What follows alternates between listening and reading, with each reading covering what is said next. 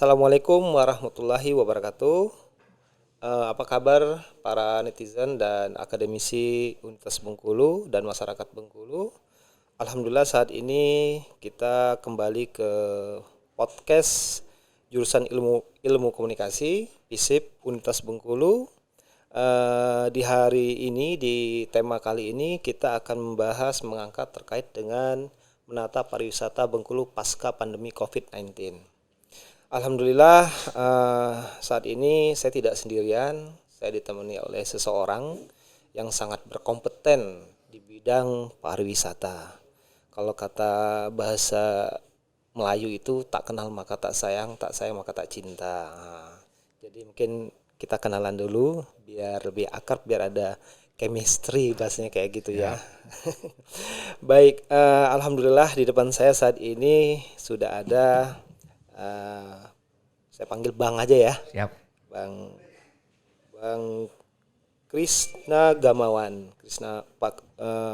Bang Krisna Gamawan ini sekarang menjabat sebagai Ketua ASPI, Asosiasi Pelaku Pariwisata Indonesia, DPD Bengkulu, ya Bang ya? Ya. Oke.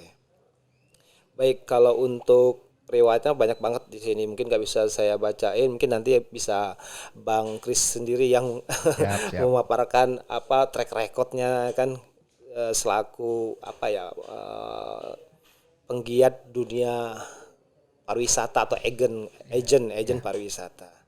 Oke, alhamdulillah hari ini kita masih diberi kesehatan. Sehat Bang ya? Alhamdulillah sehat. Alhamdulillah.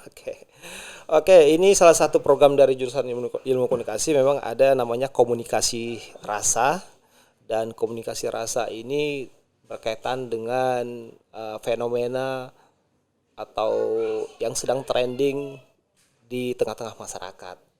Salah satunya saat ini sektor pariwisata. Oke, sebelum memulai mungkin saya ada sedikit prolog mungkin Bang. Jadi COVID-19 ini atau COVID-19 sesuatu pandemi yang luar biasa menurut saya Bang saat ini. Jadi kalau dikatakan semua mungkin salah, tapi hampir semua sektor lini kehidupan itu terdampak. Mungkin yang tidak terdampak nggak tahu nih, ini persepsi saya saja. Salah satunya itu mungkin di dunia kesehatan. Mungkin semakin banyak pandemi, mungkin semakin banyak income yang masuk, ya kan? Mungkin ini bukan ini ya. Cuma artinya tidak seluruh sektor, tapi salah satu sektor yang menurut saya, dan saya pernah baca data juga, itu salah satu sektor yang paling terpukul oleh pandemi ini, pariwisata ya Bang ya. Betul. Atau sektor wisata seperti itu. Baik, sektor wisata saat pandemi hampir semua ditutup, PPKM, tempat wisata semua ditutup gitu Bang ya. Iya benar. Tidak ada yang dibuka, orang ya boro-boro mau berwisata. Orang mikirin bagaimana selamat dulu kan, kayak gitu. Sekali. Karena konsep hidup paling penting adalah nyawa. Selain nyawa terserah seperti itu kan. Baik, kita ngobrol santai hari ini dengan Bang Kris, dan mungkin saya persilakan dulu Bang Kris memperkenalkan diri gitu kan, track recordnya apa yang pernah dilakukan terkait dengan dunia wisata, dan hari ini mungkin kita lebih spesifik membahas terkait dengan pariwisata yang ada di Provinsi Bengkulu. Oke, Bang Kris, sebelumnya saya mau minta sedikit sebelum Bang Krisna mengenalkan diri gitu kan. Nanti saya mau meminta pandangan dari Bang Krisna, dari kacamata Bang Krisna, bagaimana sih sebenarnya sektor wisata pada saat pandemi sedang meningkat? Itu kalau untuk sektor pariwisata itu jelas pada saat COVID kemarin lagi tinggi itu otomatis terhenti. Benar-benar terhenti karena apa? Karena pariwisata itu benar-benar berlawanan dengan apa yang terjadi dengan COVID. COVID melarang orang untuk kumpul, sedangkan pariwisata adalah tempat orang untuk berkumpul. COVID kita tidak bisa jalan-jalan. Jadi sedangkan pariwisata itu tentang orang jalan-jalan kan seperti itu. Jadi memang kondisi pariwisata itu 180 derajat berlawanan dengan COVID-19. Jadi otomatis memang pariwisata bukan cuma di Indonesia, hampir seluruh dunia itu mati suri. Sedangkan yang namanya pariwisata Mati suri Bang ya. mati suri. Mati suri. Jadi yang namanya pariwisata ini kan industri jasa di mana bisa dibilang untuk di Indonesia aja mungkin lebih dari separuh para pekerja pariwisata itu adalah para pekerja non formal. Dalam artian ya mereka tidak terdata, banyak freelancer seperti itu kan. Seperti pemandu itu banyak freelancer. Jadi memang kita bisa bilang mungkin secara angka tidak begitu kelihatan, tapi begitu kita lihat Bali sepi, banyak PHK, kemudian banyak orang berganti mata pencarian gitu kan. Nah, itu juga terjadi di Bengkulu, banyak teman-teman guide yang kemudian menjadi mencari pekerjaan yang lain gitu kan. Nah, jadi memang begitu dahsyatnya COVID-19 waktu itu menghantam sektor pariwisata ya. Itu. Oke, memang betul. Kalau pada saat COVID meningkat kemarin Bang ya, saya pernah bilang ke mahasiswa juga gitu kan, para teman-teman gitu. Saya analogikan kayak gini nih. Kebetulan saya juga mengelola KKN di Universitas Bengkulu. Jadi sama dengan konsep yang seperti abang tadi. Pada saat pariwisata ditutup, orang kan nggak bisa berkumpul. Betul. Jadi kalau saya analogikan sama dengan orang kena penyakit diabetes, tapi obatnya gula gitu. Iya. Jadi nggak masuk gitu kan. Benar. Jadi memang wisata menurut saya merupakan sektor yang paling terpukul, yang terdampak pada saat COVID-19 sedang meledak-meledaknya gitu Bang ya. Betul. Mungkin saya sedikit bercerita Bang. Waktu itu kalau nggak salah tahun 2020 akhir kita pernah sama-sama satu jurusan itu ke Bandung, ada kegiatan. Saya ingat sekali waktu itu di Ciamplas, mungkin abang juga tahu kan. Ciamplas itu salah satu tempat di Bandung yang termasuk sektor wisata juga sebenarnya Betul, kan. betul. Tapi di sana bukan sektor wisata alam, tapi sektor wisata mungkin bahasanya Wisata belanja. wisata belanja, shopping gitu iya. kan. Karena orang kadang tuh wisata belum tentu mau lihat pemandangan alam, Betul. karena ada kearifan lokal Iya, gitu, tarian benar. kayak gitu kan. Jadi pada saat saya di sana saya lihat hampir seluruh toko itu bisa dikatakan bisa seperti abang bilang tadi mati suri. Iya. Ada juga yang masih buka gitu, tapi barang-barangnya udah hampir habis. Saya lihat sepanjang jalan itu habis. Berarti yang dampaknya ini kan banyak nih. Selain pariwisata, konveksi juga kena gitu kan. Benar. Konveksi kena, imbasnya juga ke pariwisata kayak gitu kan. Iya. Ada hubungannya kayak gitu. Jadi luar biasa memang COVID saat itu. Nah, terkait dengan ini Bang, pariwisata di Bengkulu terkait dengan pandemi. Kalau situasi menurut abang sendiri pada saat pandemi kemarin, gimana wisata di Bengkulu Bang?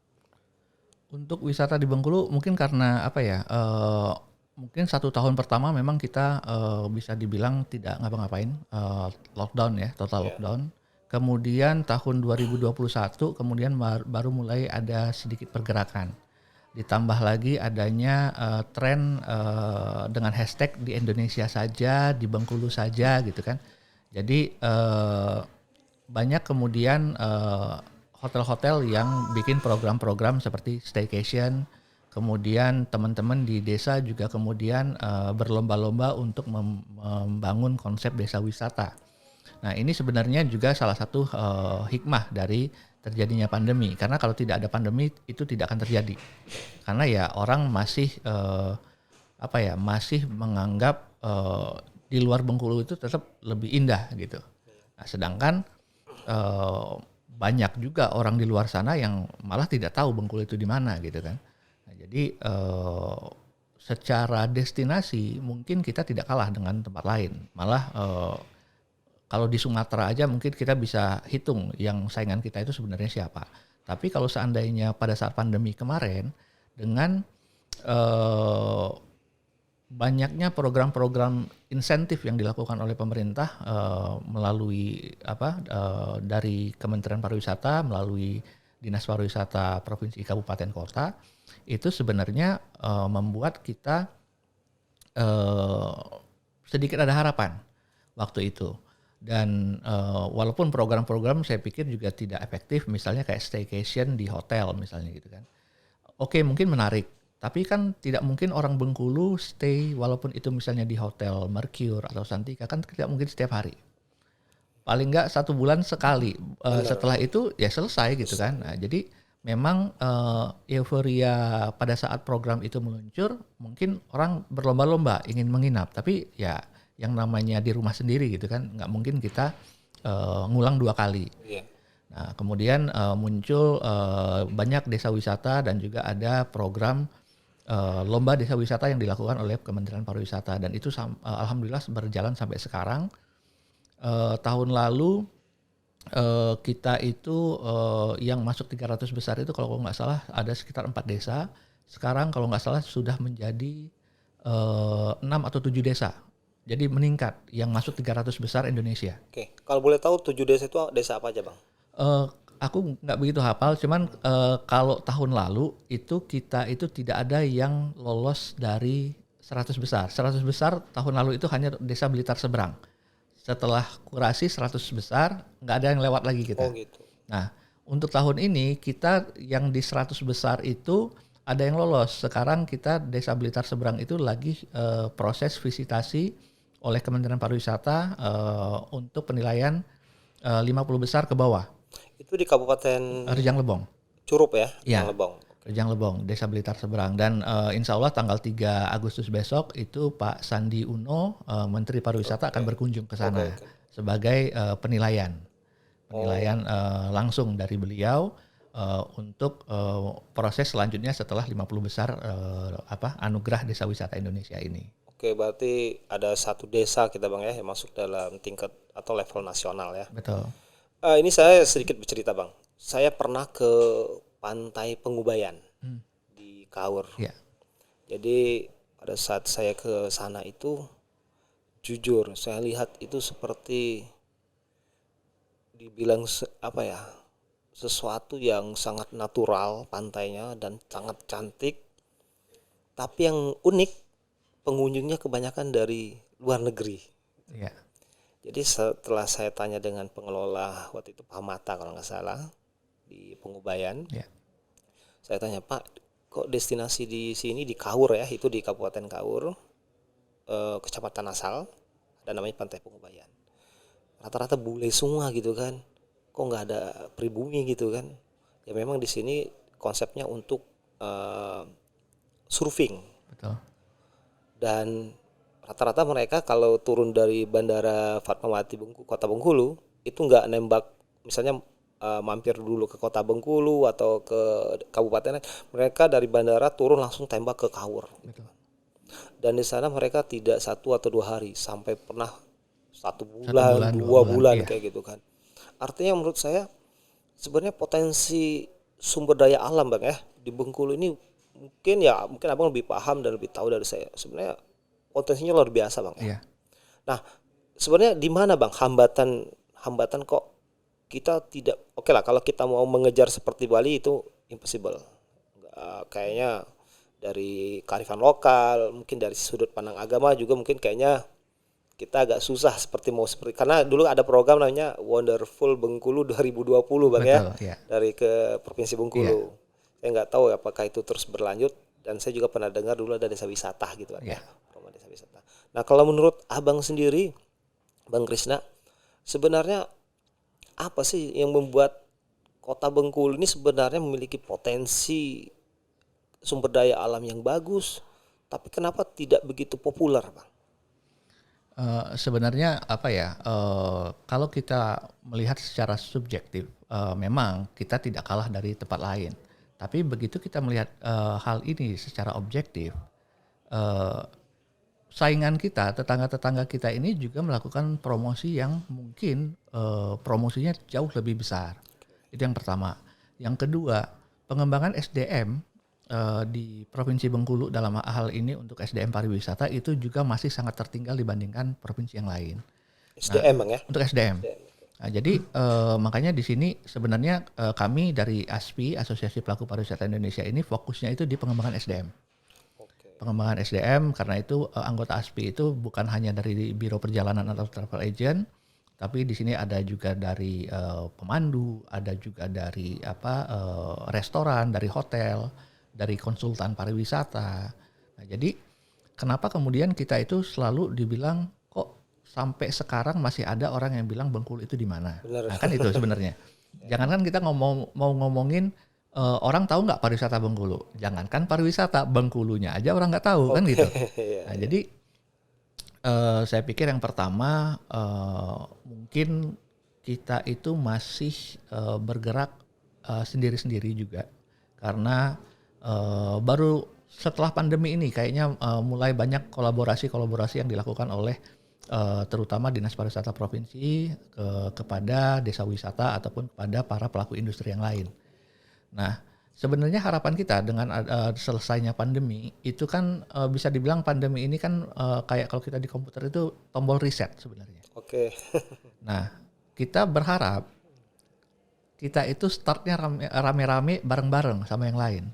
Nah, tapi itu tadi bedanya adalah kalau Bali langkahnya itu besar sekali gitu kan. Sekarang mereka udah penuh terus gitu kan. Udah Sedangkan pulih ya. sedangkan kita belum gitu kan. Nah, kalau kita mau ngomongin perbandingan, mungkin memang kalau Bali sedikit banyak berbeda sama kita. Tapi NTB, Lombok itu sama kayak kita. Sama-sama daerah yang mayoritas muslim. Kemudian otomatis norma-norma juga kebanyakan pasti sama. Benar. Nah, Kearifan lokal kayak kearifan gitu lokal ya. pasti Iya. banyak juga. Nah, jadi dengan seperti itu sebenarnya kalau kita ditanya lagi kenapa seperti Bengkulu seperti ini, ya jawabnya hanya di SDM aja. Oke. Kalau SDM kita sudah mumpuni dalam artian zaman sekarang kan mumpuni itu harus dibuktikan dengan sertifikasi. Nah, kita satu LSP pariwisata aja nggak ada di Bengkulu. LSP apa tuh, Bang? LSP lembaga sertifikasi Oh, profesi. lembaga Nah, survei. iya. Oke. Kemudian kampus atau yang setara kampus, setara S1 ataupun D3 ataupun D1 Bengkulu juga belum punya. Maksudnya seperti jurusan pariwisata kayak gitu, Bang ya? Iya, Oke. jurusan pariwisata itu belum ada. Jadi sedangkan kalau yang namanya kuota sertifikasi biasanya kan ada tuh kuota yang memang diperuntukkan untuk daerah-daerah itu kan ada kuota yang harus dipenuhi. Eh, dan kita biasanya cuman berani mengambil 50 orang, 100 orang. Karena apa? Karena kita tidak punya orang yang banyak untuk mengambil sertifikasi tersebut seperti itu. Oke. Ada satu yang saya garis bawahi tadi, Bang. Artinya yang masih lemah di kita ini sumber daya manusia, Bang ya. Iya, Berarti pengelolanya ya. betul.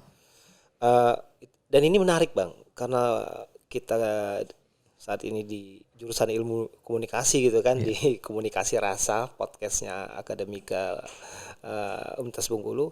Mungkin ini bisa jadi masukan untuk petinggi-petinggi di UNIP gitu kan, betul. bahwa ini kayaknya perlu nih dimunculin jurusan atau program studi khusus pariwisata, karena setahu saya dulu pernah di Jakarta ada di Trisakti dulu Iya, khusus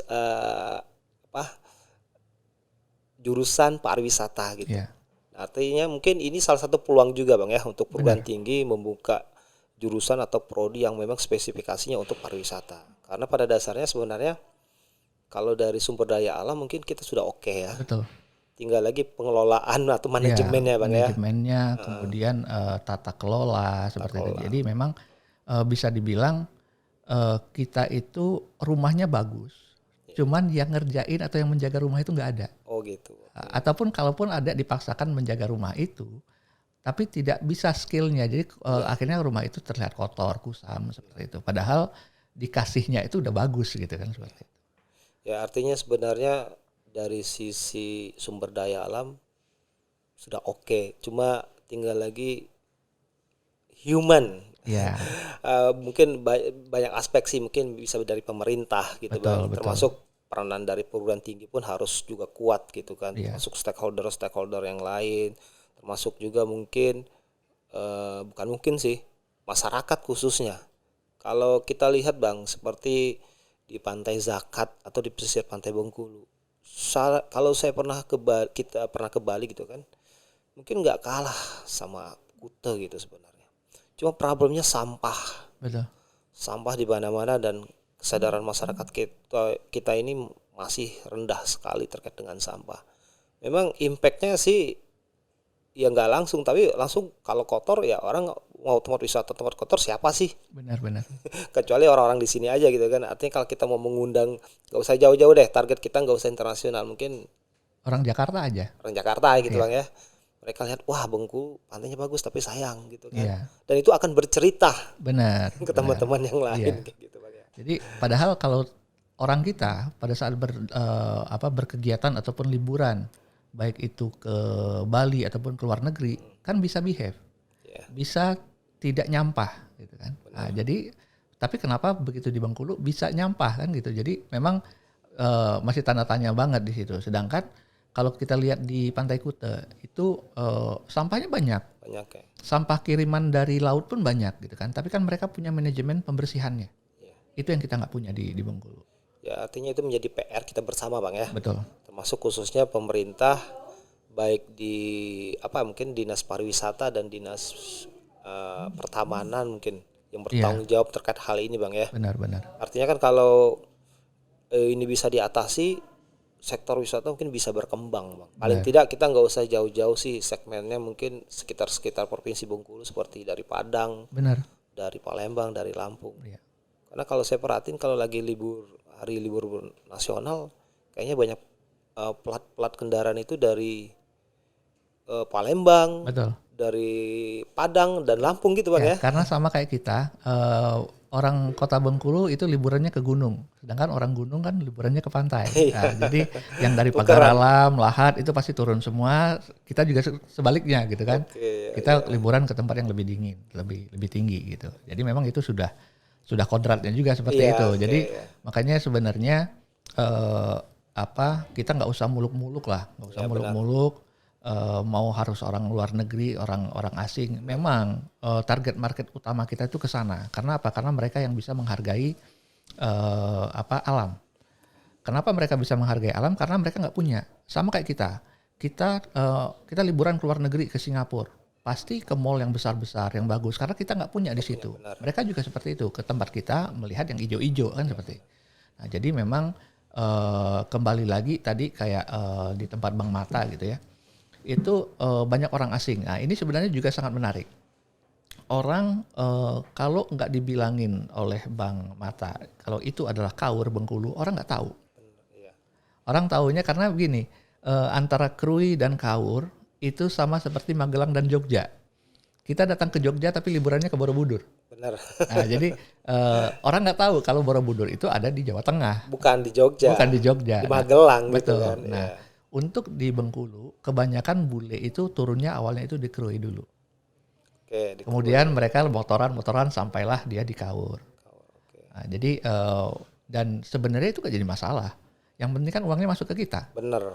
Nah, jadi Income-nya ke banyak kita. juga yang orang ngomong pariwisata, tapi pada dasarnya mereka tidak tahu konsep pariwisata itu harus ada penambahan nilai ekonomi ke tempat kita. Jadi kayak Tabot, maaf ngomong, kalau selama ini hanya orang Provinsi Bengkulu yang berkumpul di kota Bengkulu, itu tidak ada penambahan ekonomi. Yang justru uang kita habis, karena yang berjualan bukan orang Bengkulu. Nah, tapi kalau seandainya nanti suatu saat Festival Tabot ini bisa mendatangkan turis-turis dari luar Provinsi Bengkulu, nah itu baru yang namanya punya dampak pariwisata Oke, untuk suatu event. artinya bahwa seperti Tabot itu kita memang bagaimana upaya dari pemerintah itu bisa menarik wisatawan luar ya Bang ya. Kan artinya ya benar Bang. Yang datang orang Bengkulu, Iya. yang jualan orang luar. Iya, Jadi uang itu lari keluar gitu betul. kan. Target PAD-nya misalnya 200 juta, dicapai 200 juta. Tapi secara makro uang kita tuh habis miliaran di situ. Benar. Dan itu tidak di Bengkulu akhirnya. Betul. Dibawa keluar. Dibawa keluar karena yang dagang bukan orang Bengkulu. Iya. Kan. Dan itu event kita. Iya. Idealnya kita yang mendapat income gitu Iya, kan. idealnya kita jadi tuan rumah di rumah sendiri. Oke. Baik, ini semakin hangat ya, semakin asik perbincangan terkait dengan pariwisata ini karena memang eh, kalau istilah orang sekarang itu healing, Ya, di mana sekarang itu kan orang sudah apa ya dengan walaupun sekarang sebenarnya COVID katanya lagi naik-naik lagi bang, gitu betul. kan. Nah, tapi kalau saya perhati di masyarakat udah mulai bahasanya udah mulai jenuh. Iya, dan mulai kebal juga sebenarnya. Iya, Secara imun kan juga udah saat kebal ini ya juga. karena udah ada program vaksin gitu Ya, bang ya. Oke. Nah ini terkait dengan perkembangan pariwisata bang, dan ini karena terkait dengan tema kita menata ya, artinya menata di sini mungkin bahasanya memperbaiki iya. atau bahasanya yang lebih ke positif gitu kan, menata itu memperbaiki, Merecovery ya. merecovery, benar, merecovery yang sudah ada. Mungkin sampai sejauh ini apa bang yang pernah dilakukan baik mungkin dari ASPI atau dari pemerintah sendiri, pemerintah provinsi, apa kota atau kabupaten yang ada di Bengkulu, atau mungkin stakeholder lain yang ada di Bengkulu yang terkait dengan pariwisata, apa yang dilakukan bang saat ini setelah COVID mulai mereda dan uh, bisa dikatakan COVID udah mulai meredup. Iya. Jadi sebenarnya tahun 2021 kemarin banyaknya program-program pengembangan desa wisata. Di situ kami masuk terutama ASPI untuk pengembangan SDM dan juga ASITA. ASITA ini Asosiasi Biro Perjalanan Wisata. Oke. Nah, ASITA ini kami meminta mereka bertanggung jawab untuk penjualan paket wisatanya. Sedangkan ASPI lebih bertanggung jawab pada pengembangan SDM di desa wisata. Nah, kami bersama teman-teman dari ASITA itu juga melakukan banyak beberapa MOU ya. Beberapa MOU di beberapa desa seperti Blitar Seberang, Sukabaru, kemudian Air Sempiang, Rindu Hati. Itu sebenarnya sekaligus ancang-ancang. Begitu COVID ini melandai, kita sudah bisa cepat geraknya gitu kan. Jadi teman-teman langsung bisa launching paket-paket wisata yang bisa dikirim ke rekan-rekan mereka di manapun itu gitu kan. Nah, itu yang pertama. Yang kedua, awal tahun kemarin di bulan Maret itu kita lakukan pasar wisata Bengkulu. Pasar wisata Bengkulu itu kita mengundang teman-teman dari desa wisata untuk buka stand di Bengkulan Mall. Karena Bengkulan Mall gimana pun juga menjadi salah satu stakeholder dari pariwisata karena bisa dibilang salah satu tempat belanja juga Iya. di Kota Bengkulu. Nah, jadi kita berkumpul di sana kemarin itu ada sekitar 14 stand. Mulai dari Sumber Urip, Bukit Kaba, ada Sukabaru Seblat, Blitar Seberang tadi. Kemudian ada beberapa hotel yang bergabung juga, ada Mercure, Santika, kemudian ada Adiva, ada GTC. Jadi di situ kita mengundang para pengunjung BIM Bengkulan Mall. Waktu itu kita adakan hari Sabtu malam Minggu, di mana biasanya secara data dari teman-teman Bengkulan Mall, hari Sabtu itu kunjungan itu sampai dengan 15.000 orang kunjungan ke mall. Nah, jadi kita buka di sana, jadi masyarakat juga langsung bisa lihat. Nanti suatu saat dia mau bagaimana mau jalan-jalan, oh udah ada nih tempatnya, udah ada kontaknya. Dan ditambah lagi kemarin itu kita juga sudah mendapat informasi bahwa Lebaran tahun ini itu tidak ada pembatasan. Oke. Nah, jadi Itu ada celah ya. betul. Jadi alasan kita waktu itu kita membantu juga pemerintah dalam hal ini Provinsi Bengkulu untuk memecah konsentrasi massa orang yang pulang ke Bengkulu karena mudik. Oh gitu. Nah, jadi kalau dulu orang taunya hanya kalau ke Rejang Lebong hanya tahunya ke Curup Suban. ke Suban, betul. Iya. Nah, kalau sekarang udah banyak pilihan, jadi tidak terjadi penumpukan seperti itu. Jadi tetap dengan merucutnya tetap dengan waspada COVID kembali lagi seperti itu dengan cara kita coba untuk memecah konsentrasi massa, bukan lagi di Pantai Panjang numpleknya, tapi udah boleh kemana-mana kan seperti itu. Oke, terkait dengan menata bang ya, bahasanya tadi merecovery atau memperbaiki gitu. Ya. Mungkin yang sebenarnya paling berperan tuh siapa sih bang? Yang harus bertanggung jawab terhadap bagaimana sih pariwisata di Bengkulu ini bahasanya harus meningkat, harus baik kayak gitu bang.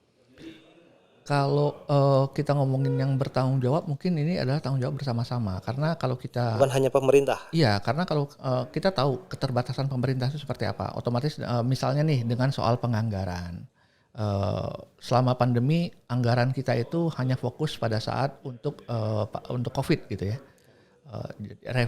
refocusing ke COVID semua misalnya. Jadi memang kenapa saya bilang tanggung jawab bersama? Oke, untuk pemerintah mereka punya porsi sendiri, tetap bagaimana caranya untuk menggaungkan pariwisata Bengkulu, misalnya mereka harus ikut di pameran-pameran, nggak usah jauh-jauh dulu, misalnya di Jakarta dulu, Kayak gitu kan. PRJ kemarin gitu Betul, ya. ya. Ya, oke. Kemudian untuk event-event yang ada di Provinsi Bengkulu, satu atau dua dicoba dilakukan lagi, misalnya seperti itu. Nah, untuk yang stakeholder dari industri, saya pikir yang harus kita lakukan adalah reconnecting lagi dengan mitra-mitra kita dari luar, baik itu luar provinsi ataupun luar negeri, yang mengatakan bahwa oke, kami ini masih aktif loh. Kami ini survivor dari COVID-19. Kami tidak mati di Bengkulu. Nah, jadi untuk saat ini biro perjalanan atau travel agent di Bengkulu ini dari 110 sekarang tinggal 35 selama COVID. 35 yang bertahan, Bang. Yang bertahan. Secara nasional itu hanya 30%. Dari puluhan ribu travel agent hanya bertahan itu 30% aja. Nah, yang bertahan ini itu harus woro-woro memberikan informasi ke teman-teman yang ada di luar negeri, tetap terkoneksi, tetap mengirimkan paket-paket wisata Bengkulu tentu saja dengan kondisi paket yang mengikuti protokol kesehatan gitu kan. Nah, jadi memang sekarang langkah-langkah itu tetap dilakukan. Teman-teman di daerah kita seperti hotel, biro perjalanan itu sudah mulai kembali. Teman-teman pemandu pun sekarang sudah mulai dapat tamu lagi. Kalau selama ini ya mereka tidak ada tamu karena nggak ada yang datang gitu. Bener ya, oke. Nah, jadi memang sudah mulai, walaupun kami ini sebenarnya lagi menunggu gongnya endemi. Karena selama kita belum endemi, kami juga tidak bisa 100% untuk melakukan segala sesuatu. Misalnya nih, penerbangan kita aja sekarang dari 14 hanya tinggal 6 Bener. Jadwalnya, Bang ya. jadwalnya. Iya. Nah, kenapa seperti itu? Karena ya para maskapai ini tidak mau nanti dibuka semua lagi seperti awal karena mereka slotnya udah punya gitu kan. Kan tinggal diterbangin kan gitu. Nah, tapi mungkin karena kendala SDM mereka belum direkrut kembali, kalau mereka perlu rekrut otomatis kan perlu kepastian dulu nih dunia bisnisnya. Nah, kalau sudah ada status endemi, otomatis mereka juga bisa mempertimbangkan untuk merekrut kembali karyawan-karyawan. Makanya kalau bisa dibilang penerbangan kita sedikit tapi tetap delay, ya karena SDM-nya kurang sebenarnya. Ya, oke. Conveyor itu kalau di Jakarta dari 14 conveyor yang buka cuma satu tempat bagasi. Ya karena apa? Karena orangnya nggak ada. Ada. Baik, ini berarti balik ke problem pertama, SDM loh ya, Bang ya. Ya. Artinya mungkin yang harus dilakukan secara bersama-sama, mungkin baik dari pihak pemerintah itu mungkin bisa memberikan program-program terkait dengan pembinaan desa wisata kayak gitu, Iya. Bang. Terus masyarakatnya pun harus ditreatment gitu kan. Betul. Artinya salah satunya tadi buang sampah deh. Iya. Yang paling simpel gitu kan. Jangan buang sampah. Mulai diajarin dari mulai level yang paling bawah gitu kan. Betul. Dari SD, karena habit ini kalau bahasa Iya. orang-orang banyak udah habit, udah jadi kebiasaan buang sampah gitu. Dan terkait tadi yang Bang Kris cerita maskapai ini, termasuk kami mengeluh juga sebenarnya, kita mengeluh gitu Betul. kan, karena impactnya, dampaknya juga ternyata ke pariwisata gitu kan. Iya. Nah, sedangkan wisata sekarang apa artinya, ritme mobilitas masyarakat kan bisa dikatakan mulai kembali pelan-pelan ke apa ya, apa ya, udah mulai kembali normal kayak gitu Betul. kan. Nah, Betul. tapi yang jadi permasalahan mungkin Bang Kris juga pasti udah tahu, tiket, salah satunya tiket pesawat gitu kan. Betul. Yang biasanya dari 500 sekarang paling murah ya itu Bang ya. Sekarang jadi 800 sih Bang ya. Bahkan selisih waktu sedikit pun kita tetap langsung naik terus gitu. Dan itu ternyata juga berdampak kepada orang yang mau berangkat gitu kan Bang. Benar. Misalnya orang mau ke Bengkulu nih, saya mau lihat Bukit Kaba gitu. Pas lihat tiket ya mungkin ya orang juga lihat kok naik terus naik, akhirnya nggak jadi Iya, gitu. mendingan ke Bromo katanya kan Iya gitu. mendingan gitu. Itu gimana Bang? Kira-kira solusi gitu Bang? Jadi memang untuk teman-teman di pemerintahan sebenarnya kita harus melihat kenapa kita tuh selalu menginginkan pariwisata itu menjadi prioritas pembangunan. Di Musrembang kita itu kadang-kadang malah nggak muncul, malah Musrembang tahun ini tuh nggak muncul. Sedangkan udah jelas Pak Gubernur kita membicarakan hal itu di TV nasional pada saat pelantikan desa wisata, desa digital kan seperti itu. Tapi di Musrembang tahun ini nggak muncul. Nah, pada dasarnya sebenarnya adalah kalaupun muncul itu hanya di sub program. Program kita itu pengentasan kemiskinan, Sekarang banyak kan stunting nih, sekarang stunting. ya stunting. Nah, sebenarnya kalau kita lihat muara ataupun konsep pariwisata modern itu kan semuanya itu tadi mengatasi kemiskinan, mengatasi pengangguran. Karena apa? Karena pariwisata itu bisa dipelajari tanpa sekolah. Jadi karena itu tadi banyak di Indonesia para pekerja pariwisata ini bukan pekerja formal kan seperti itu. Nah, jadi tinggal kita fokuskan ke sana. Yang kedua adalah bagaimana caranya kita tuh jangan melihat udah dipromosikan besar-besaran tapi kok ke Bengkulu tetap nggak ada orang. Misalnya seperti itu jawabannya. Kita jawab lagi, kita jangan melihat ke kita aja. Yang promosi itu bukan kita sendiri. Padang, Sumatera Barat juga promosi. Belitung yang sebagai saingan utama kita karena traveling time dari Jakarta itu relatif sama 50 menit dari Jakarta ke Bengkulu sama Jakarta ke Belitung kan sama. Kemudian itu yang membuat kenapa kita kemudian tidak ada kunjungan karena di tempat orang jauh lebih murah. Sama kayak kita kembalikan ke kita sendiri. Kita ke destinasi A lebih murah, lebih bagus. Ngapain kita harus ke destinasi B yang lebih mahal tapi tidak lebih bagus dari destinasi A kan seperti itu. Itu sebenarnya manusiawi sekali. Pragmatis ya. Betul. Tapi itu tadi kalau kita ngomong ya harusnya ke Bengkulu itu kita subjektif karena orang Bengkulu. Orang Padang juga ngomong gitu harus ke Padang kan gitu. Dan kita juga secara geografis bukan menjadi jalur lintas gitu Nah, Bang ya. itu juga sebenarnya programnya tol itu sebenarnya sangat-sangat kami harapkan. Di Provinsi Lampung begitu ada tol Sumatera Selatan ke Lampung, sekarang Palembang Lampung itu hanya 3 jam. Otomatis setiap weekend Sabtu Minggu itu Lampung itu kebanjiran wisatawan dari Sumatera Selatan. Penduduk kota Bengkulu ini hanya 400.000. Kalau ada tambahan dari luar itu akan sangat membantu kita. Dengan kondisi 400.000 aja satu rumah makan baru buka, yang rumah makan yang lama itu kehabisan konsumen gitu. Kan selalu seperti itu, rame pindah semua orangnya. Karena apa? Karena penduduk kita sedikit. Nah, jadi pariwisata itu memang harus kita lihat dari berbagai sisi karena memang pariwisata ini adalah suatu hal yang multisektor, nggak bisa dilihat dari secara subjektif aja. Memang artinya banyak aspek yang mempengaruhi perkembangan sebuah wisata di sebuah daerah gitu Bang. Betul. Ya. Oke. Baik, ini menarik Bang ya terkait dengan menata pariwisata di Bengkulu pasca pandemi Covid. Terkait dengan yang statement barusan Bang Kris cerita tadi terkait dengan tol gitu ya. Yeah. Dan rata-rata orang Bengkulu yang selama ini belum pernah lihat tol, wah ini ternyata tol gitu kan. Iya, betul. Minimal itu kan? Iya, Minimal iya, itu. minimal itu. Oke, kalau dalam perspektif saya pribadi gitu Bang ya. Sebenarnya tol ini sama seperti dua sisi mata pisau gitu. Kalau saya pribadi gitu ya. Artinya di satu sisi dia bisa membantu dalam kehidupan sehari-hari, tapi di satu sisi dia bisa melukai orang, bahkan bisa menghilangkan nyawa orang. Artinya tol, menarik. Akses Bengkulu Palembang nanti itu hanya bisa dijangkau dengan estimasinya mungkin sekitar 4 sampai 6 jam. Iya. Artinya bahwa nanti bakal kebanyakan berputar mobilitas Palembang Bengkulu, Bengkulu Palembang kayak gitu Bang ya. Dan kalau kita lihat, kalau kita pernah ke Palembang, paling destinasi wisata di Palembang paling Sungai Musi Betul. sama Jembatan Ampera. Betul. Sama shopping. Cuma itu kan Bang? Betul.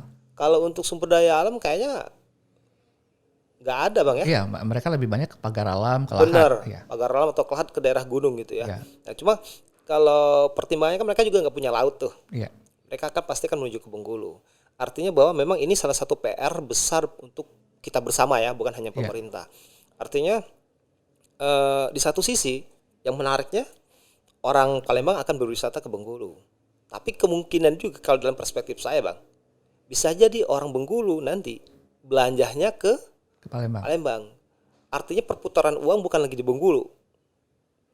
Perputaran uang akan ada di Palembang. Artinya kita harus menguatkan apa sih yang mesti kita Betul, kuatkan gitu kan? betul. Ya itu kan Bang ya. Ya, logikanya kayak gini aja deh. Ah, udah bosen nih beli baju di BIM gitu kan, Ya, di Mega Mall. Mendingan ke Palembang ada apa? Saya tahu cuma IP kalau dulu, ya, kalau sekarang udah banyak sekali ya, gitu kan. Mendingan ke Palembang yang bisa dijangkau dengan 4 sampai 6 jam gitu ya. kan. Artinya uang tadi yang muncul di Bengkulu muternya malah bukan di Bengkulu, tapi di Palembang. Nah, artinya itu kan mungkin bakal Betul, muncul betul. potensi seperti itu kan, Bang. Jadi mungkin kita orang Bengkulu juga harus apa nih mesti kita kuatkan nih. Benar. Ya artinya salah satu aspek tadi mungkin wisata Bang ya. Ya, Jadi memang di satu sisi kan menguntungkan, tapi kalau wisata kita tidak siap, kita siap-siap hancur artinya Bang. betul. Jadi ini sebenarnya udah kita warning juga. Eh, dan sudah kita sampaikan juga bahwa jangan sampai nanti offside dalam artian kita yang berwisata ke Palembang. Bener. Bener. Nah, itu udah kita sampaikan. Karena itu kita harus benar-benar menyiapkan. Kita masih ada waktu sampai 2 tahun ke depan nih penyelesaian tol. Jadi bagaimana caranya supaya minimal apa ya, pusat-pusat destinasi unggulan yang ada di Provinsi Bengkulu itu benar-benar siap untuk datang. Dan yang kedua yang benar-benar kita harus waspadai adalah wisata konvensi atau MICE. Karena Palembang itu adalah salah satu kota dengan mengusung konsep MICE tadi, pariwisata Oke. MICE. Bukan cuman udah bisa bikin apa Asian Games soalnya kan. Iya benar. Nah, jadi udah bisa dibilang mereka bisa apa ya, mendatangkan puluhan ribuan orang yang datang. Nah, ini juga jangan sampai nanti orang kita justru rapatnya di Palembang. Benar. Nah, jadi kita juga harus menyiapkan dari sekarang. Jadi Bengkulu juga harus menyiapkan beberapa hotel yang alhamdulillah sekarang selain Gerage kita udah punya Mercure, ada Adiva yang punya fasilitas rapat yang memadai gitu ya. Dan kita juga berharap ke depan nanti banyak lagi yang muncul selama 2 tahun ke depan ini. Karena itu tadi jangan sampai nanti justru orang kita yang rapatnya ke Palembang. Kalau perlu orang Palembang cari pembaruan lah rapat di Bengkulu sambil lihat laut kan seperti itu. Ya artinya jangan sampai menjadi bumerang Bang ya. Betul, betul. Ya memang eh, semuanya pasti ada sisi positif dan negatif Iya, gitu benar. kan. Memang saya pernah terpikir kalau tol jadi gitu kan, ini orang Bengkulu pasti mau ke Palembang gitu kan. Iya, Misalnya ya kita kalau secara apa ya kuantitas mungkin Bengkulu ini bisa dikatakan kota PNS gitu kan. benar, benar. Mereka udah terima gaji terus langsung berangkat semua belanja shopping ke Palembang. Udah selesai Bengkulu. Uang nggak berputar di Bengkulu lagi. Tapi ya bagaimana cara kita menarik orang Palembang harus ke Betul. Bengkulu. Nah, sebenarnya kalau kita ngomongin dari sisi jumlah penduduk, kita masih ada harapan yang optimis. Karena kita itu cuman 10 kabupaten kota. Mereka tuh 35 kabupaten kota. Jadi secara jumlah penduduk, istilahnya Kota Bengkulu misalnya 400.000, seprovinsi kita ini sekitar 1,9 juta. Nah, kalau seandainya kita semuanya ke sana, yang ke sini itu kita harapkan tetap lebih banyak dari 1,9 Oke, oke. dari sisi jumlah penduduk. Itu yang pertama. Yang kedua soal kemampuan berbelanja ataupun kemampuan orang untuk melakukan jalan-jalan. Orang di Palembang jauh lebih banyak daripada orang Bengkulu. Iya. Karena itu tadi kita masih dalam tanda kutip masih termiskin nomor 2 di Sumatera kan seperti itu. Iya, Nah, iya, jadi iya. kalau untuk apa itu sebenarnya kita masih optimis bahwa kita tetap neraca perdagangannya itu tetap surplus gitu loh. Walaupun ada impornya tapi tetap ekspor kita lebih banyak seperti itu. Ya artinya sebenarnya ini tantangan buat kita Betul, Bang ya. betul. Tantangan dan ini terkait dengan topik kita hari ini menata gitu kan. Artinya kita sudah infrastruktur udah mulai disiapkan sekarang nih, ada tol gitu kan. Apalagi nanti kalau tol udah bisa ada yang ke Padang sampai ke Lampung, artinya akses itu udah semakin gampang seperti di Betul. Jawa. Jadi tinggal kini mungkin kesiapan kita Bang ya. Benar. Nah mungkin ada kiat-kiat gak dari Bang Kris untuk semua gitu terkait dengan menata ini, apa aja sih yang mesti dilakukan, baik mungkin dari sisi dari pemerintah, dari masyarakat, atau mungkin dari perguruan tinggi sendiri atau berbagai stakeholder yang terkait dengan pariwisata. Ya, jadi mungkin yang pertama sih yang aku seperti pembukaan kita tadi, tak kenal maka tak sayang. Jadi stakeholder ini harus sering-sering ngopi bareng. Oh gitu ya. Jadi kadang-kadang pemerintah ini jalannya kemana, industrinya jalan kemana, karena tidak tahu, saling tidak mengetahui kebutuhan masing-masing. Nah, jadi begitu juga dengan kampus, dengan universitas juga seperti itu. Saya contohkan tahun 2021 saya coba masukin ke LPM di beberapa kampus, jangan lagi membantu desa wisata itu dalam bentuk fisik karena itu tidak berguna. Bantu dalam bentuk pelatihan. Contohnya apa Bang? Yang konkret? Tahun kemarin melalui LPPM FISIP itu kita bikin pelatihan hospitality di Rindu Hati. Itu adalah yang pertama kali dilakukan. Hospitality ya. Ya, keramatamahan. Kan yang namanya pariwisata itu, industri jasa itu adalah industri hospitality. Bagaimana merubah telunjuk jadi jempol. Benar. Kalau orang Bengkulu dari bibir jadi jempol, lebih jauh Benar, lagi. benar. Orang Bengkulu. Oke, masuk. Jadi itu lebih susah lagi gitu. Jadi kita sharing bagaimana memandu orang dengan baik. Kemudian kalau ada pesanan prasmanan, bagaimana kemudian bisa melayani para wisatawan itu dengan prasmanan dengan konsep protokol kesehatan seperti itu. Itu kita latih tahun kemarin di Desa Rindu Hati. Nah, untuk di tahun ini aku dapat informasi tadi Desa Surau kayaknya yang bakal di Surau Bengkulu Tengah. Bengkulu Tengah Bang ya. Ya. Oke. Dan itu nggak jadi masalah walaupun kalau kami dari industri selalu berpendapat bahwa yang penting nanti adalah sustainability-nya seperti apa. Jangan sampai kita melatih kemudian selesai. Nggak ada follow up. Nggak ada follow up. Nah, yang kami inginkan adalah apalagi kalau seandainya teman-teman dari universitas itu mengundang kami sebagai tenaga ahli untuk coaching ke mereka gitu kan. Nah, tentu saja harapan kami bisa mendatangkan tamu ke situ gitu kan. Juga jangan cuman sekedar kami kenalan di situ, yang ada nanti kita selalu di WhatsApp, Bang, tamunya mana nih? Oke. Nah, jangan sampai seperti itu, karena kita udah melatih mereka, tapi itu tadi, yang namanya desa wisata banyak, saingan itu banyak, kadang-kadang kan teman-teman kita di desa belum melihat itu. Ternyata desa tetangga kita lebih baik, ya kadang-kadang belum bisa menerima seperti itu. Oke. Kenapa nggak ke desa kami aja, seperti itu. Artinya memang ya seluruh komponen harus terlibat Bang ya. Ya. Artinya memang harus, bahasanya kita harus berkolaborasi. Benar. Nggak bisa memang seperti kata Bang Kris tadi, ini terkait dengan menata atau memperbaiki lah. Mungkin bahasanya meningkatkan Bang ya. Meningkatkan lagi pariwisata yang ada di Bengkulu. Semua ditumpu di satu orang gitu, seperti anggaplah pemerintah gitu. Betul. Artinya memang seluruh komponen itu harus bekerja sama Bang ya. Benar. Dan perguruan tinggi juga termasuk yang sentral sebenarnya. Benar. Sentral. Karena punya pasukan Iya. dalam artian jumlah mahasiswa itu adalah suatu hal yang sangat luar biasa untuk bisa mempengaruhi ataupun menularkan budaya kerja, budaya tingkah laku yang baik untuk teman-teman desa. Apalagi sekarang dengan konsep Merdeka Belajar, otomatis teman-teman bisa magang tuh di desa wisata 6 bulan. Kan lumayan 20 SKS kalau nggak salah. Iya benar, 20 jadi, SKS. Jadi itu sekarang jadi ada pilihan lain. Kalau dulu orang pikir mau PKL di mana ya, ke Jakarta kemana. Kalau sekarang enggak, kita udah ada beberapa desa wisata yang udah standar nasional. Kenapa harus ke tempat lain kalau di tempat kita ada?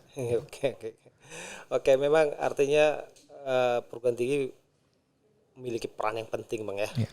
Sangat penting untuk meningkatkan sektor wisata. Apalagi sekarang ya memang wisata di kita memang kalau kita perhatiin agak lambat. Betul. Memang program dulu pemerintah provinsi yang Wonderful Bengkulu 2020 nggak tahu tuh tercapai apa belum tuh Bang? Enggak, kita kan gagal karena COVID. Karena Covid ya. Ya, karena sebenarnya kan dari tahun 2019 itu aku nggak tahu ini data yang dikeluarkan oleh Dinas Pariwisata Provinsi.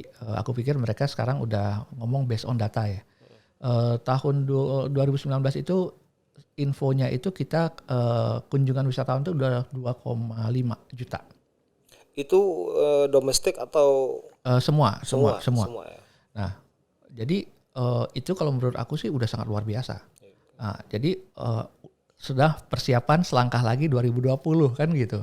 Sebenarnya waktu pada saat itu di launching tahun 2017 orang tidak pernah berpikir bahwa tahun 2019, tahun 2018-nya seperti apa, ada event apa, 2019 kita banyak event lagi.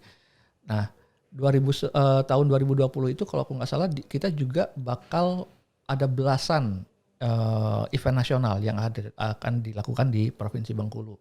Dan itu kan gagal karena COVID tadi. Nah, sebenarnya kalau seandainya tidak ada COVID, mungkin aja itu berhasil karena bisa dibilang tahun 2019 kita sudah sangat bagus untuk kunjungan. Udah siap artinya Bang. Ya, udah bisa lah kita ngomong, udah kami mau mengejar Sumatera Barat, kami mau mengejar Provinsi Lampung untuk pariwisata kan gitu. Ya artinya memang ini kan kasuistik Bang ya karena pandemi gitu kan menghambat seluruh bukan Betul, hanya bukan cuma di Bengkulu gitu bukan ya. di Bengkulu artinya seluruh tempat gitu kan. Nah, sekarang pandemi udah menurun. Kira-kira apa langkah-langkah yang mesti dilakukan mungkin dari pihak pemerintah, masyarakat atau siapapun yang menurut Abang yang memiliki peran bagaimana cara wisata di Bengkulu ini bisa mungkin bahasanya bukan kembali normal deh, harus meningkat. Meningkat. Jadi mungkin yang pertama karena apa ya? Tadi menyinggung kota PNS ya, provinsi PNS. Nah sebenarnya kita itu masih sangat tergantung dengan yang namanya anggaran belanja pemerintah. APBD Bang ya. Ya, otomatis dengan seperti itu yang kami harapkan adalah pemerintah Provinsi Bengkulu, kabupaten dan kota juga itu coba melihat ke tetangga-tetangga, nggak usah jauh-jauh. Di tetangga-tetangga mereka bisa melakukan kegiatan atau tidak. Kemudian anggota dewannya juga seperti itu, melihat. Jadi kita harapkan penganggaran tahun depan, kalau seandainya kita sudah bisa melakukan kegiatan-kegiatan yang dalam hal penghimpunan orang atau membuat event nasional yang ada di Bengkulu, kenapa tidak? Nah, jadi jangan sampai ternyata di Palembang ada event nasional, di Lampung ada event nasional, di di mana-mana udah ada event nasional. Di Bengkulu kita masih terlambat. Oh, ternyata anggaran kita tidak siap. Kalau kita ngomongin anggaran kan otomatis ada legislatif dan eksekutif di situ. Nah, jadi otomatis memang karena sekali lagi Bengkulu ini masih tergantung sama belanja pemerintah. Otomatis memang kita harus meminta para wakil kita dan juga pemerintah untuk cepat tanggap dengan perubahan-perubahan yang ada di luar provinsi. Termasuk sekarang kan ada ADD Bang kalau nggak salah, alokasi dana desa ya. Mungkin perlu itu diarahkan kali ya, alokasi dana desa itu untuk sektor wisata, artinya beberapa tempat yang memang memiliki potensi ADD-nya difokuskan di tempat wisata, seperti contoh kalau kita yang anggap sudah bisa mandiri itu seperti Rindu Hati. Sekarang kami di Unip ini ada desa binaan itu di Tapagedung, di tempat Karai, dan ada beberapa sebenarnya tempat yang bisa dijadikan destinasi wisata atau menjadi desa binaan atau menjadi desa wisata. Sekarang kan ada istilahnya desa wisata dan desa digital gitu kan, program pemerintah. Dan artinya ini PR kita semua Bang ya. Betul. Saya berharap sebenarnya saya sebagai putra asli Bengkulu gitu kan, orang Bengkulu asli, kadang orang bilang Bengkulu di mana ya? Aduh kayaknya gimana gitu Bang ya. Saya pengennya orang wah Bengkulu oke gitu. Nah, orang nggak usah bilang lagi Bengkulu di mana, langsung bilang wah oke. Bengkulu oke banget. Gimana sekarang nih Bengkulu? Tampak cakep nggak? Gitu kan ya. Betul. Pengennya kayak gitu kita Bang ya. Harapan kita seperti itu. Ya Oke, artinya kita semua ini menjadi PR. Mudah-mudahan setelah pandemi ini bisa kembali normal Bang ya. Mungkin makin lebih baik, termasuk juga agen-agen travel yang paling banyak kena imbas mungkin Bang ya. bisa pulih kembali. Betul, bukan cuma travel agent sebenarnya, teman-teman hotel juga seperti Ya, itu kan. semuanya kena ya. Pemandu apalagi, pemandu banyak yang banting setir jadi kerjaan yang lain gitu kan karena nggak ada tamu. Iya, oke. Saya pernah ini Bang, dapat informasi dari teman itu pada saat pandemi meningkat itu. Di Bali itu ada hotel bintang 3 kalau nggak salah. Yang per malamnya itu kalau nggak salah kisaran 500 sampai 1 juta. Itu dibanderol cuma 1.500.000 atau 2 juta per bulan. Iya betul. Jadi yang 15 juta semalam, Iya. jadi cuma 1.500.000 semalam. Ya penting untuk operasional Bang ya. Betul. Yang penting operasionalnya jalan dulu. Bagaimana mereka bisa survive dulu. Benar. Yang penting sekarang hidup aja dulu gitu Betul, ya. betul. Nanti cari keuntungan nanti ya. Iya. Gitu ya. Oke. Sekarang udah susah lagi. Kalau kita mau ke Bali udah susah lagi cari yang murah-murah. Seperti itu ya. Iya. Oke, ini menarik ya perbincangan dengan Bang Kris sebagai penggiat wisata di Bengkulu Bang ya. Dan harapan kita bahwa sektor wisata yang ada di Bengkulu bisa kembali pulih dan semakin meningkat, artinya banyak mendapat kunjungan dan ini termasuk income untuk Provinsi Bengkulu Bang ya, Iya, untuk masyarakat, betul. karena dampaknya kepada kesejahteraan Bang Betul. ya. Oke, ini terkait dengan menata pariwisata di Provinsi Bengkulu pasca pandemi COVID-19 Bang. Mungkin ada closing statement nggak dari Abang? Mungkin apa yang mesti kita lakukan secara bersama-sama biar di Bengkulu ini menjadi memang tujuan Wonderful Bengkulu yang dulu 2020 bisa tercapai Bang? Oke, jadi mungkin yang pertama yang mau kami sampaikan, kita seperti slogannya Kementerian Pariwisata, Mas Menteri itu selalu ngomong kita harus gercep, kita harus gaspol gitu kan. Dan kita harus berkolaborasi karena sekarang itu bukan zamannya lagi saing-saingan. Kita tidak bisa berdiri sendiri, kita harus saling merangkul. Itu yang pertama. Yang kedua, ayo kita sama-sama duduk bareng untuk memformulasikan kita ini mau dibawa kemana pariwisata kita. Pariwisata kita ini salah satu yang paling bagus di Pulau Sumatera. Saingan kita itu paling cuman Sumatera Utara, Belitung. Belitung pun hanya pantai. Kita punya pantai, kita punya gunung. Ya. Nah, jadi bagaimana caranya supaya ya anugerah ini tidak mubazir dan tidak hanya menjadi potensi dari saya SD. Potensi 2023 jangan sampai potensi lagi gitu. Jangan sampai hanya potensi. Ayo kita harus sama-sama karena tidak bisa sendiri. Industri membutuhkan pemerintah pun membutuhkan industri. Oke, artinya kesimpulannya bahwa kita memang harus berkolaborasi. Ya. Dan kita mungkin juga harus banyak melihat apa sih yang dilakukan provinsi lain gitu. Betul. Kan, sehingga bisa artinya kita bahasanya mungkin kita harus mengadopsi apa yang bisa kita terapkan di Bengkulu. Betul. Sehingga itu bisa menjadi sebuah hal yang positif ya Bang ya. Betul, dan harus selalu berpikir keberlanjutan, sustainability. Jadi yang namanya pariwisata itu kita tidak bisa ujuk-ujuk jadi selesai, habis itu selesai gitu. Nggak bisa. Kita harus selalu berpikir berkelanjutan. Kita udah melakukan hal ini, apa targetnya? Kita bikin festival di Bengkulu, targetnya tahun depan berapa kunjungan terhadap festival itu. Jadi harus ada target biar semangat. Oke, ya. Artinya kita harus sama-sama berkolaborasi biar sektor wisata dan seluruh sektor ya Bang ya bisa menjadi baik, dan ini dampaknya kepada peningkatan kesejahteraan kita bersama Bang ya. Benar. Oke, terima kasih Bang Krisna. Siap, sama-sama. Atas ininya informasinya gitu kan, termasuk sarannya, dan kita berdoa bersama-sama semoga pariwisata di Bengkulu semakin baik Bang. Amin, ya. Dan meningkat, dan teman-teman di agen travel atau juga pengelola termasuk lembaga sertifikasi pariwisata juga mengalami peningkatan gitu. Betul. Bang ya. Harapan kita semuanya bisa menjadi pulih kembali seperti normal, bahkan lebih baik lagi. Ya. Oke. Terima kasih sekali lagi Bang Kris, sehat selalu, mudah-mudahan kita selalu dalam lindungan Allah Subhanahu wa taala. Baik para akademisi Universitas Bengkulu, itu yang bisa kami sampaikan hari ini. Mudah-mudahan apa yang kami sampaikan terkait tema hari ini bisa memberikan wawasan dan penambahan pengetahuan bagi semua untuk apa mesti langkah-langkah yang dilakukan terkait dengan peningkatan dan perkembangan pariwisata yang ada di Bengkulu. Terima kasih. Wabillahi taufiq wal hidayah. Wassalamualaikum warahmatullahi wabarakatuh.